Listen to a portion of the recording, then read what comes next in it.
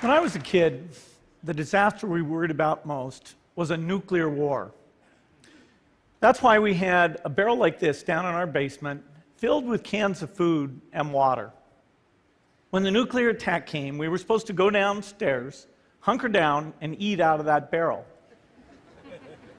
Today, the greatest risk of global catastrophe doesn't look like this. Instead, it looks like this. If anything kills over 10 million people in the next few decades, it's most likely to be a highly infectious virus rather than a war. Not missiles, but microbes. Now, part of the reason for this is that we have invested a huge amount in nuclear deterrence, but we've actually invested very little in a system to stop an epidemic. We're not ready for the next epidemic. Let's look at Ebola. I'm sure all of you read about it in the newspaper. Lots of tough challenges. I followed it carefully through the case analysis tools we use to track polio eradication. And as you look at what went on, the problem wasn't that there was a system that didn't work well enough. The problem was that we didn't have a system at all. In fact, there are some pretty obvious key missing pieces. We didn't have a group of epidemiologists ready to go who would have gone, seen what the disease was, see how far it had spread. The case reports came in on paper. It was very delayed before they were put online, and they were extremely inaccurate. We didn't have a medical team ready to go. We didn't have a way of preparing people. Now, Médecins Sans Frontières did a great job orchestrating volunteers, but even so, we were far slower than we should have been getting the thousands of workers into these countries. And a large epidemic would require us to have hundreds of thousands of workers. There was no one there to look at treatment approaches, no one to look at the diagnostics, no one to figure out what tools should be used. As an example, we could have taken the blood of survivors, processed it, and put that plasma back in people to protect them. But that was never tried. So there was a lot that was missing, and these things are really a global failure. The WHO is funded to monitor epidemics, but not to do these things I talked about. Now in the movies, it's quite different. There's a group of handsome epidemiologists ready to go. They move in, they save the day, but that's just pure Hollywood. The failure to prepare could allow the next epidemic to be dramatically more devastating than Ebola. Let's look at the progression of Ebola over this year. About 10,000 people died, and nearly all were in the 3 West African countries.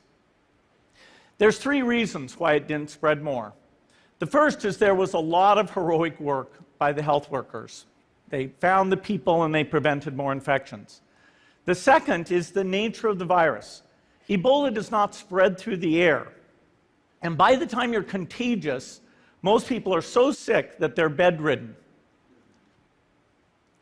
Third, it didn't get into many urban areas, and that was just luck. If it had gotten into a lot more urban areas, the case numbers would have been much larger. So next time, we might not be so lucky.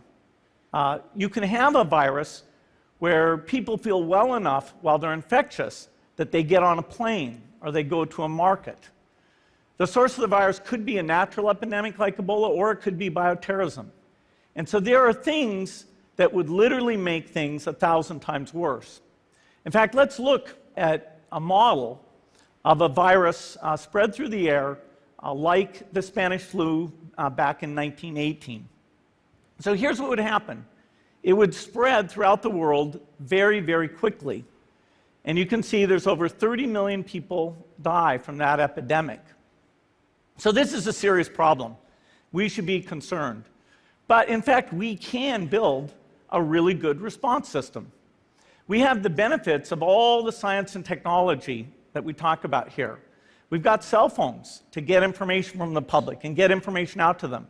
We have satellite maps where we can see where people are and where they're moving. We have advances in biology that should dramatically change the turnaround time to look at a pathogen and be able to make drugs and vaccines that fit for that pathogen. So we can have tools, but those tools need to be put into an overall global health system, and we need preparedness. The best lessons, I think, on how to get prepared are, again, what we do for war. For soldiers, we have full-time waiting to go. We have reserves that can scale us up to large numbers. NATO has a mobile unit that can deploy very rapidly. NATO does a lot of war games to check, are people well-trained? Do they understand about fuel and logistics and the same radio frequencies? So they are absolutely ready to go. So those are the kinds of things we need to deal with an epidemic. What are the key pieces? First is we need strong health systems in poor countries. That's where mothers can give birth safely, kids can get all their vaccines, but also where we'll see the outbreak very early on. We need a medical reserve corps, lots of people who've got the training and background who are ready to go with the expertise.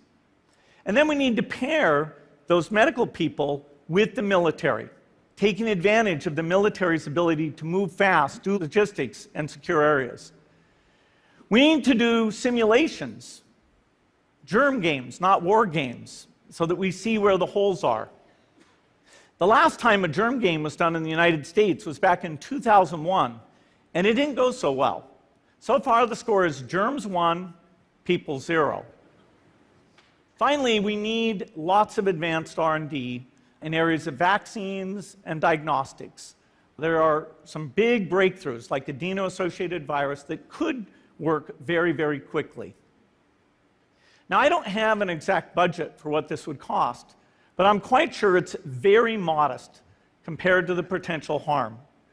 The World Bank estimates that if we have a worldwide flu epidemic, global wealth will go down by over $3 trillion, and we'd have millions and millions of deaths.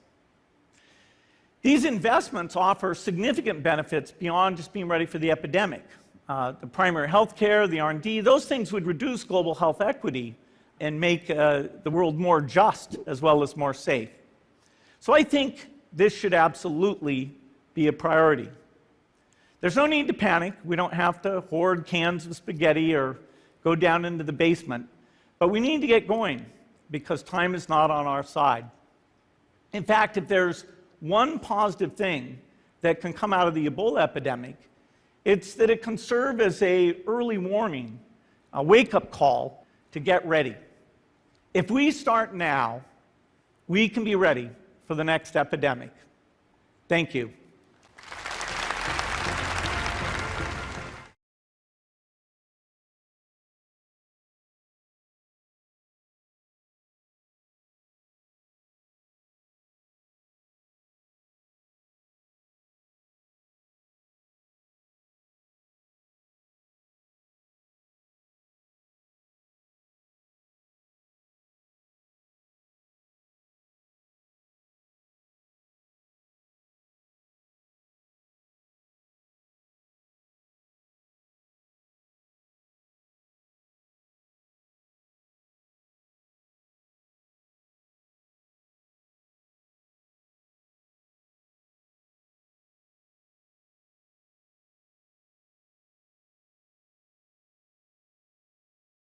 What the professor had to say. This is much, much worse than Ebola. Ebola requires very close contact for transmission. People are very scared of it, but frankly, it is usually very contained. I mean, we have some exceptions, but it's because it's a respiratory transmitted virus that makes it so worrisome, and it's very infectious because there's so much virus in the throat. So this is literally something you can catch by just talking to somebody.